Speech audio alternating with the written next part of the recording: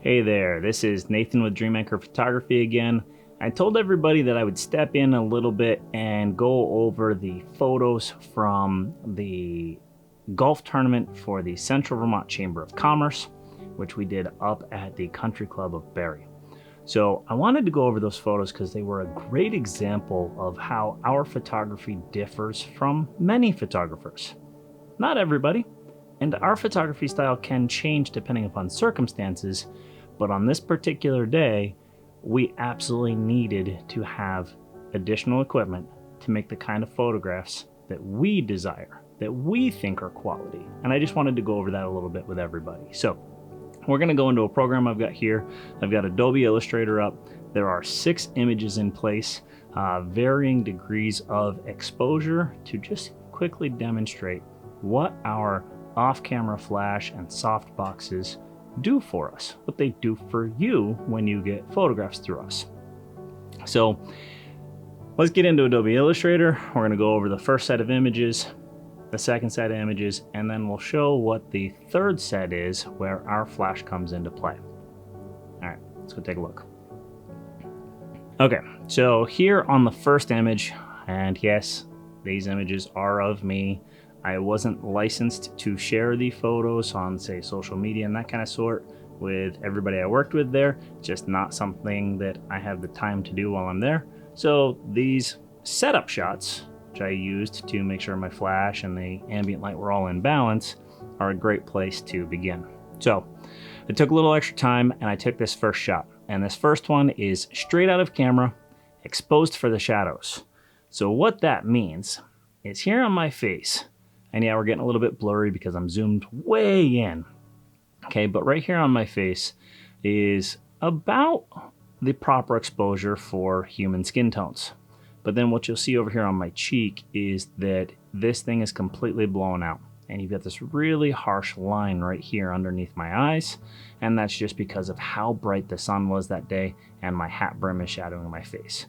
Now, if I didn't have the hat, I'd be completely exposed to the sun. I'd have a bunch of hot spots up here just like there is on my glasses. All right, but that's the first image. That one is straight out of camera. Straight out of camera, exposed for shadows. I did go in and do a quick edit on this thing so you could see. All right, if I go in and modify this thing, I can round it out a little bit. My face looks a little bit smoother. That harsh line is still there, but I was able to bring back some of the detail. All right, so not terrible, but not the kind of photography we like to do. So straight out of camera, really harsh shadows. A basic edit rounds that out a little bit, okay? And then the next set. So this one's straight out of camera, exposed for highlights. So now what that one means is that we have this area of the skin here on my cheek, which was previously blown out, as being properly exposed. But now you can see that my face is in complete shadow.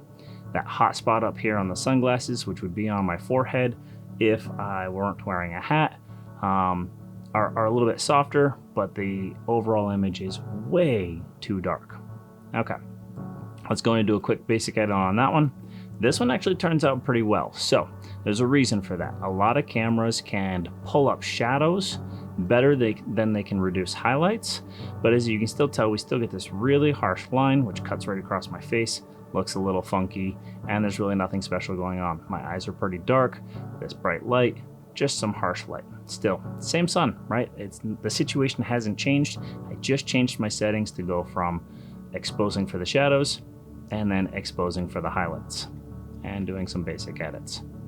So I wanted to make this video pretty quick. Like I said, not being super technical about it, but let's go in real quick and now let's see what we did with the straight out of camera, exposed for the highlights with flash.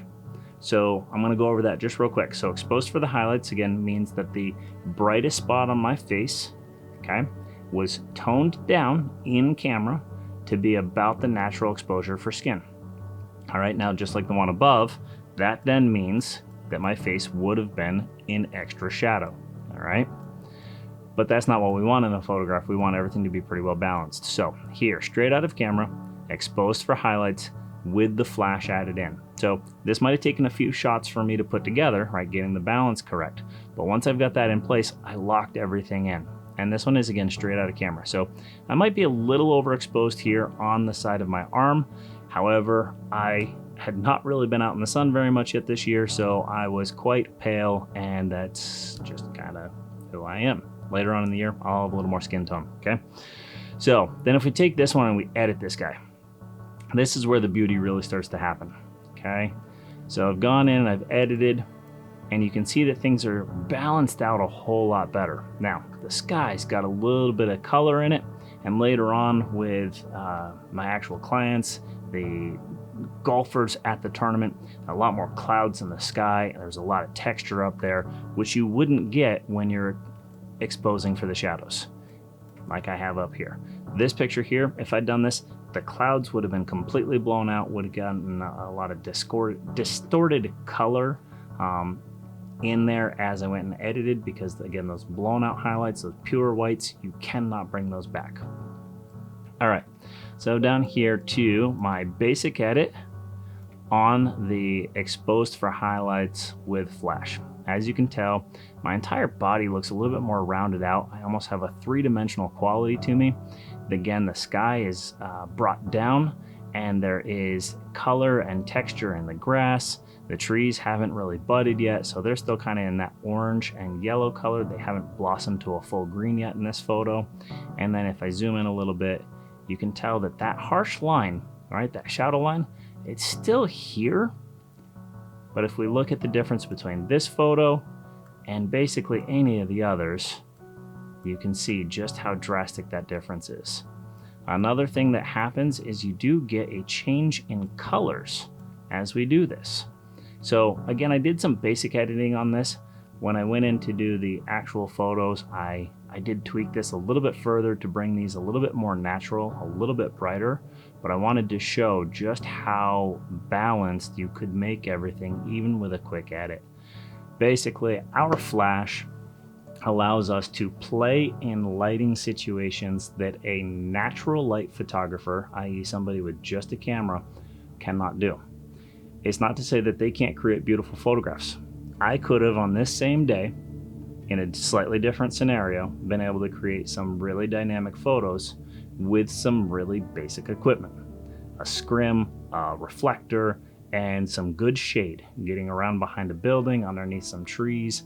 Some of these kind of situations would allow me to still create some really beautiful and dynamic photos.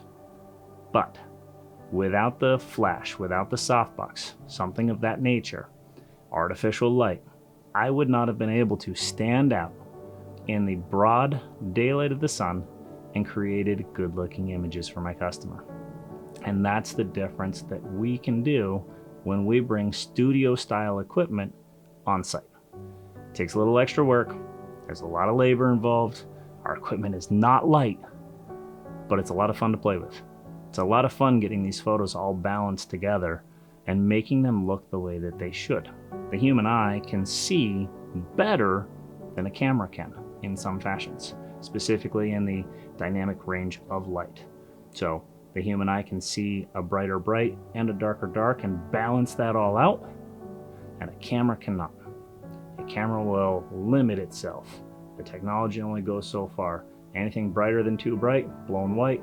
Anything darker than dark, blown black. You cannot recover most of that data. You also start to get skewed colors and just fuzzier images as noise crops in while you're editing. It is best to get everything exposed properly in camera, and our favorite way of doing that is with artificial light, a little extra technology, a little extra forethought, putting it all together for you, our customers, our clients. We love doing this. It is a ton of fun. It takes a little extra work, but I think as you can see here, it's absolutely worth it. So that's it, folks. I just wanted to review real quick what our off-camera flash does for us. Again, we do carry around additional equipment of various kinds, and we can do photography in basically any scenario that you could imagine. If you can create photographs out here in the broad daylight of a noonday sun with no clouds in the sky, then you can do photography anywhere. Thanks, folks. Enjoy your day. I appreciate you tuning in. Again, this is Nathan, Dream Anchor Photography, going over our off-camera flash. Take care, folks.